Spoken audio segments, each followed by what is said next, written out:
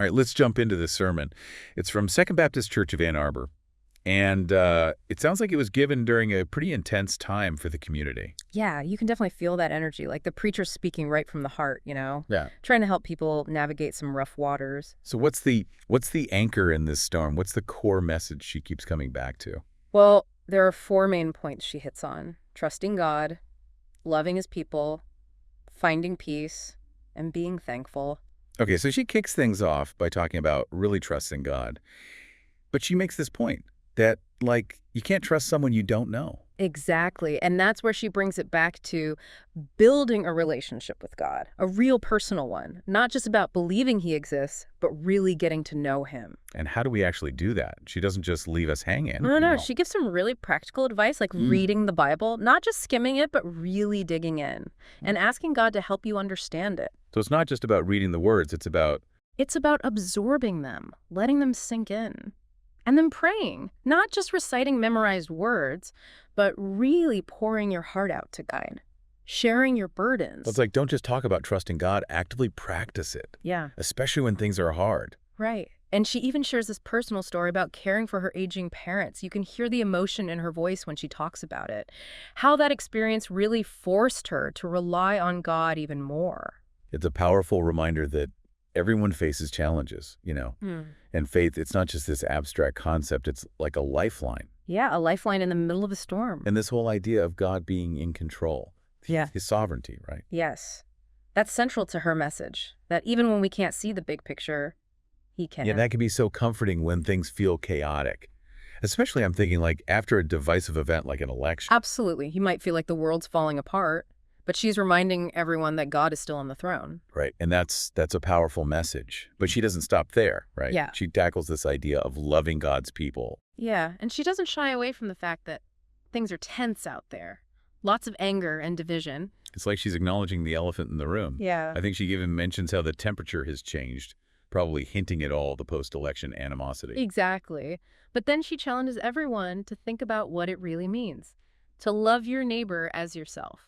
And who is our neighbor in today's world? It's not just the people who look like us or vote like us. Right. She's pushing back against that us versus them mentality. It's a good reminder that we're all God's children, even when we disagree. It's a powerful message, but it's not easy. No, not at all. Yeah. And she admits to struggling with it herself, especially when faced with people who are different.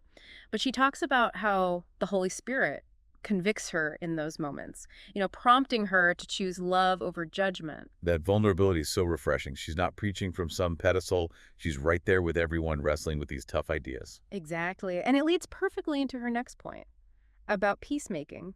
Okay, so she's not just talking about being nice. It's more than that. It's about being active peacemakers, building bridges, not walls. And she references the Beatitudes, which, just in case you're not familiar, are these teachings from Jesus about finding true happiness. And one of them is all about being a peacemaker. Right. And what's interesting is how she contrasts this deeper inner peace, the kind that comes from God, with that superficial peace and quiet we often seek. It's like she's saying that true peace doesn't depend on external circumstances. It's an inner state of being, grounded in our relationship with God. And that kind of peace, it can weather any storm. Unshakable even when the world around you feels like it's falling apart. Exactly. But she also makes this really relatable by telling this funny story about resisting the urge to send an angry text message. Oh, yeah, I remember that. It's this small thing, but it perfectly illustrates that daily struggle to choose peace over anger. It's a great reminder that peacemaking isn't just about grand gestures. It's about those everyday choices, those little moments where we decide to respond with love instead of reacting with frustration. And, it's funny how this sermon about finding peace during tough times brings us right to her point about being thankful. Yeah, it's not a coincidence at all. She ties everything together beautifully. And especially in the context of this sermon, potentially right after a divisive election, thankfulness becomes this powerful act of defiance almost. Because it's easy to be grateful when things are going your way. But what about when they're not? That's where she really challenges everyone to cultivate an attitude of gratitude in all circumstances, not just when it's easy. And what I love is that she doesn't just tell people to be grateful. She models it. She lists all these things she's thankful for, big and small. And you can hear the sincerity in her voice. It's contagious, right? Yeah, totally. Her gratitude is rooted in her faith, in her understanding of God's faithfulness. She's focusing on what she has, not what she lacks. And that changes her whole perspective. And it leads to this final point in this section of the sermon, which is basically a call to praise God continually, no matter what's happening in our lives. It's like she's saying, don't wait for good things to happen to be thankful. Choose gratitude as a way of life, a constant state of being, and let that gratitude fuel your praise. It's a powerful message, especially when you think about the context of this sermon.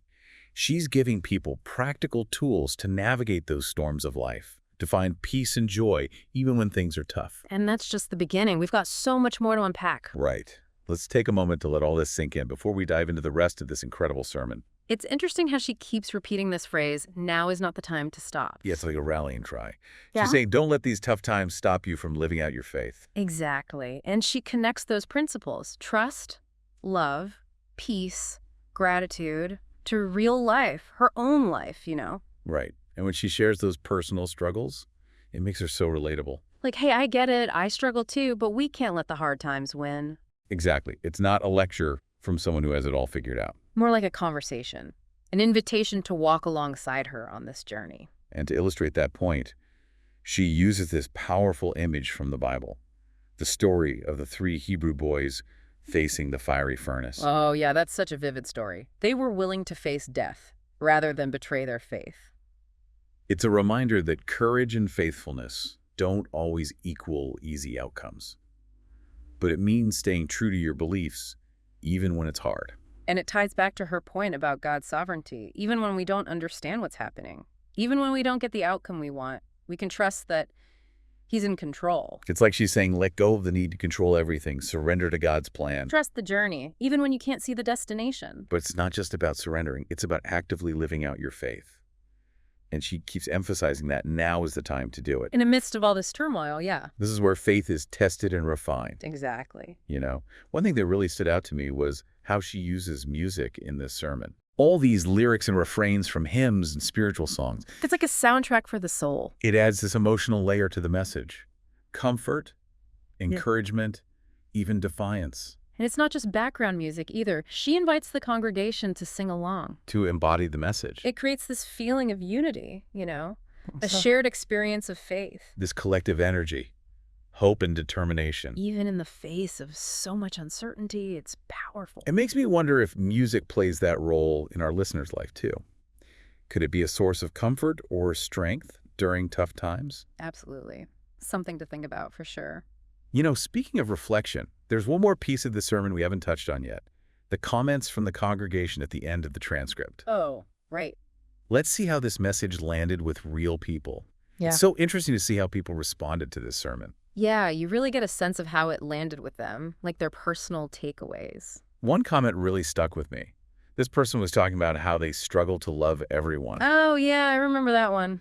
They admitted to kind of picking and choosing who they love. It's such an honest confession, because we're called to love all of God's people. But it's not always easy, Especially when you meet people who are different from you or challenge your beliefs. Right. Another person talked about being thankful even when things are hard, and how their church community really helped them through a tough time. That's beautiful. It's like that saying, if you want to go fast, go alone. If you want to go far, go together. It shows how powerful shared faith can be, especially when you feel alone. It reminds us that we're not meant to do this alone.